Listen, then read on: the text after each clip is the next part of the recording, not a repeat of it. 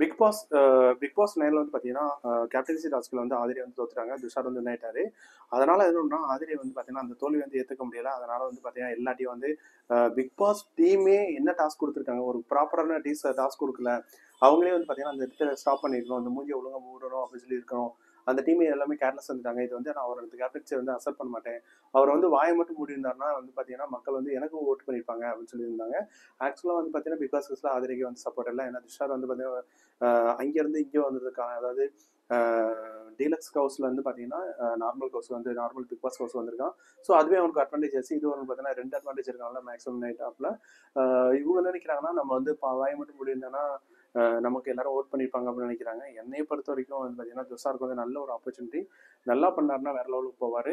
ஆனால் இதில் வந்து பார்த்தீங்கன்னா அது வந்து அந்த கேப்டன்சி டாஸ்க் வந்து அவங்களால ஜீர்ணிக்க முடியல. என்னடா அப்படி பண்ணிட்டாங்களே அப்படின்னு சொல்லி செஞ்சு விட்டாங்களே அப்படின்னு சொல்லி ரொம்ப வருத்தப்பட்டிருந்தாங்க.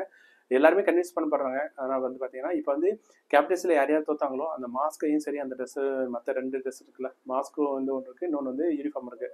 பிரவீன்ராஜ் வந்து யூனிஃபார்ம் போட்டுக்கணும், அதில் வந்து பார்த்தீங்கன்னா மாஸ்க் போட்டுக்கணும். கண்டிப்பாக போட்டுருக்கணும்.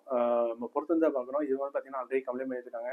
இந்த டாஸ்கே வந்து ப்ராப்பராக வந்து ஒன்றும் செட் பண்ணல அப்படின்னு சொல்லியிருக்காங்க. இப்போ கேட்கும்போதே எனக்கு தெரிஞ்ச ஆதிரியை வந்து பார்த்தீங்கன்னா மனக்குமுறலில் இருக்காங்க அப்படின்னு நினைக்கிறேன். ஸோ இதை பற்றி என்ன நினைக்கிறீங்க? துஷார் பண்ணது கரெக்டாக இல்லை ஆதிரி பண்ணது சரியா, சொன்னது சரியா அப்படின்னு சொல்லி கமெண்ட் பண்ணுங்க. மறக்காமல் சேனலை ஃபாலோ பண்ணுங்க. தேங்க்யூ.